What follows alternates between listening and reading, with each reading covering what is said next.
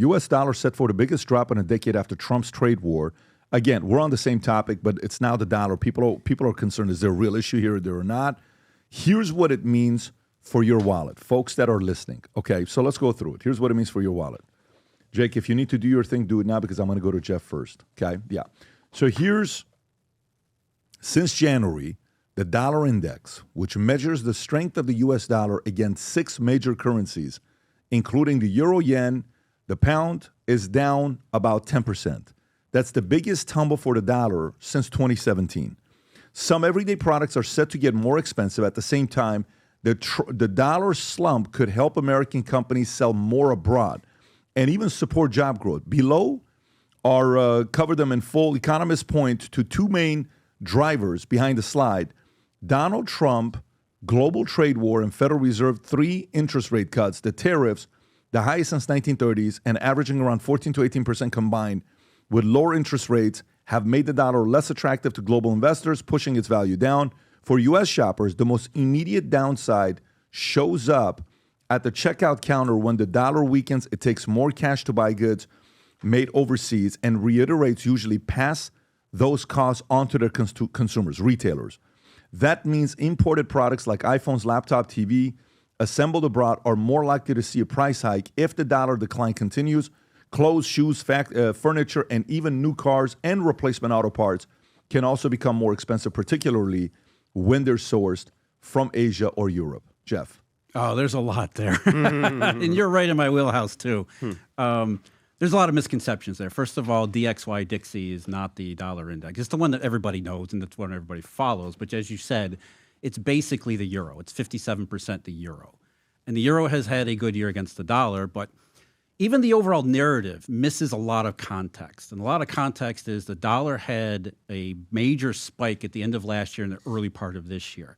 So the base comparison's off to begin with. The dollar isn't crashing, isn't even actually going lower. The dollar is down from extreme levels earlier this year. What is the dollar actually? You mentioned a couple of factors. Everybody mentions interest rate differentials, Fed policies. Those don't actually matter.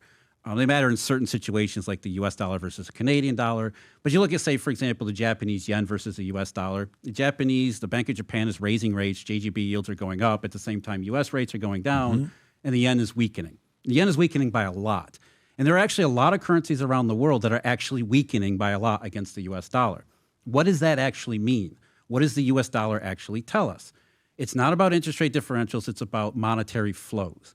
The U.S. dollar is a global financial bellwether. It tells us when conditions in the monetary system globally are either good and improving or going in the wrong direction. When the dollar goes up, not a good sign. That means that money is becoming tighter and flows are being constrained and restricted. The dollar surged earlier in 2025. If you remember the chaotic marketplace, they blamed it on tariffs, but there are really a lot of different reasons. But you had, the stock market was down March and April. You had commodities being liquidated. What was the dollar doing during that liquidation, that deflationary period? The dollar was spiking. So the dollar was going up as we got extreme monetary conditions. Now, after things calmed down after April into the summertime, the dollar backed off. It wasn't crashing. It wasn't signaling a new paradigm shift that everybody's moving away from the dollar. This narrative of Sell America came up. That wasn't happening. The dollar was coming back down off of a deflationary extreme. And then it settled down, and against most currencies, not the euro, it has actually been moving higher again. A couple of notable exceptions, the euro as well as the China's yuan, but for most major currencies, the dollar is actually going higher and they're going lower, which again is not a good sign. It means financing conditions are tightening all over again. So there is a lot of misconceptions about what the dollar is actually signaling. As far as its impact on the U.S. economy, there's this old economics textbook narrative about beggar thy neighbor. You cheapen your currency, it makes your exports cheaper to sell overseas, right? That doesn't actually happen. When we see the dollar go up, that usually means that demand is weak overseas to begin with. So even if it's cheaper to sell stuff overseas, when the dollar goes down, it's not actually a good thing anyway. It means that global economic circumstances in very broad terms are less than ideal and getting worse. So there's a lot of misconceptions when it comes to the dollar. Brandon, where are you at with this? Yeah, no, I agree with a lot of that. And I think a lot of it is like the fact that we're in like an international contraction, and that's a lot of it. Like Europe has been raising their rates, and we've been cutting our rates. I don't think we should be cutting our rates, and I think a lot of it goes back to the fact that I don't think that we're in a like real market-based system. We're in like I would almost call a socialist-based system where like we have this board of governors who is controlling the price of money and the amount of money that's in the economy. And I think that's the fundamental problem with all of it. Like we don't have market conditions impacting what the price of money is. We have a group of people deciding what the price of money is. And until that changes, I don't think that we're going to get like a real healthy functioning economy. I think that's You like really the think that? I mean, that's not root going of to all change our- any, but that's not going to change. I think it's the anytime root of all soon, of our problems, though. Like, Right. You really trace all problems back to the fact that the price of money is the most important thing in the economy, and right now it's a socialist structure how the price of money is determined.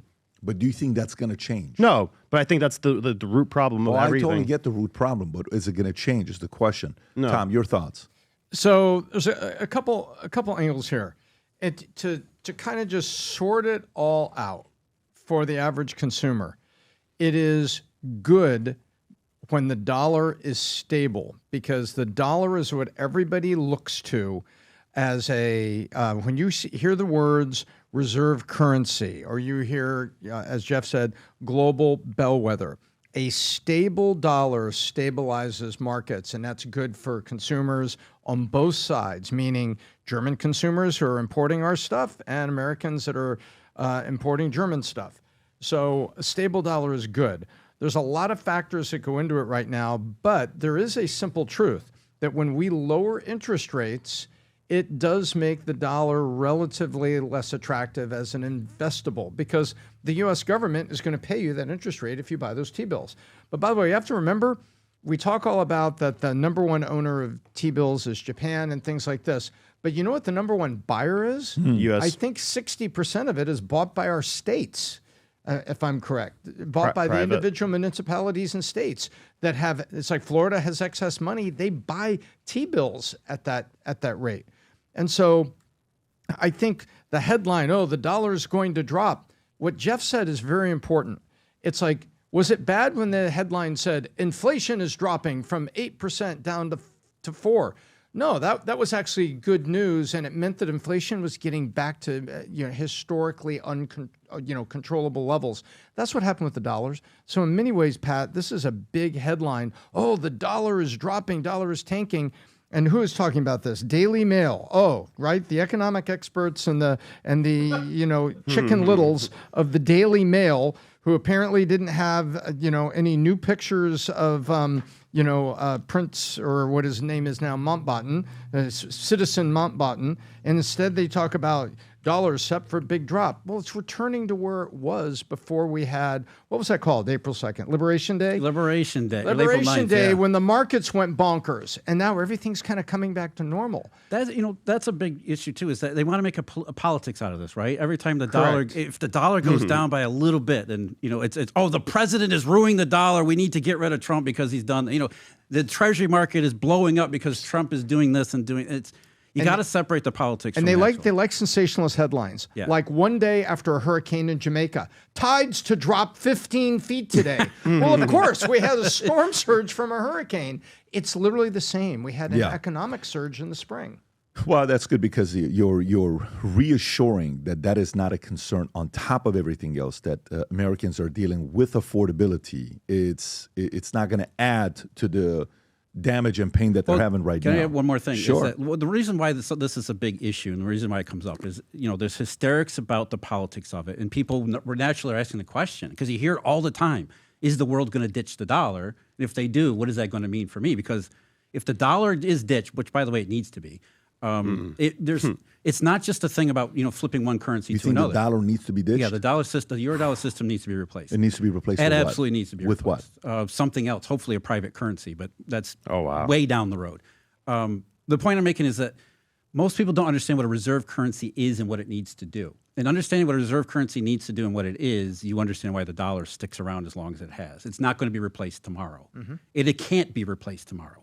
No matter how much many other people might want to try, it is not happening. It's not going to happen anytime soon, because a reserve currency has to do tremendous amounts of things. And the way that it actually takes place is, it would be like, the analogy I always use is, say you want to build a new internet that's better and faster, but you have to do it from scratch. You have to put in new wires, new hardware, new software. You have to do everything from scratch. That is replacing a reserve currency. You have to rebuild the internet. It is literally impossible. And one thing on that too, the unfortunate thing about reserve currency is like it's literally designed for you to abuse the hell out of it. Like the thing called Triven's dilemma, it's like you basically are supplying the rest of the world with adequate money so that they could interact in the global economy. So like it's set up to fail within 100 years pretty much. Well, that's where the Eurodollar came from. It solved Triven's dilemma. Having said that, folks, since September 9th or 10th, even when we went to Aspen, I keep telling you this, I have been wearing the same exact shoes. I'm not kidding with you. This sounds crazy, doesn't it? It has to be. It's the only thing that I wear every single day, and I show you every single time. This is on, right? Future Looks Bright shoes. We are now seeing this in 20, I think we just hit 25 or 26 countries that it's been ordered in. If you're somewhere in the world watching this, you haven't placed an order yet, go ahead. But here's a Future Looks Bright shoes. Rob, go ahead and play the clip. When we set out to create a shoe that blends comfort, function, and luxury, we had the choice to make it fast. We had the choice to make it cheap. We chose neither. Instead, we chose Tuscany, Italy.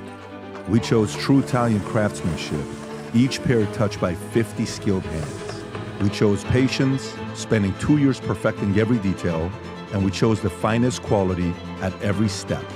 Introducing the Future Looks Bright collection. Not rushed, not disposable, not ordinary. Rather, intentional, luxurious, timeless. All right, so guys, it's officially on the 4th order. This is how quickly this thing's going right now. What people we were not expecting for a shoe, but it has become such a big hit. And the biggest thing is people come to this page and they compare to the Berluti, the Ferragamo, the Zegna, the Gucci, and you look at the FLB and what it offers with the Superfoam technology at the bottom of it and the craftsmanship, made in Tuscany, Italy, at 5 factories. If you haven't placed an order for yourself or your husband or your son or somebody, go place an order. They will fall in love with the shoes. Go read the reviews on the website for yourself, only from people who purchased the shoes, and enjoy it. They'll come back to you saying, this is the most comfortable thing I've ever worn. Go to vtmerch.com, place your order. And having said that, let's get right into it. If you enjoyed this video, you want to watch more videos like this, click here. And if you want to watch the entire podcast, click here.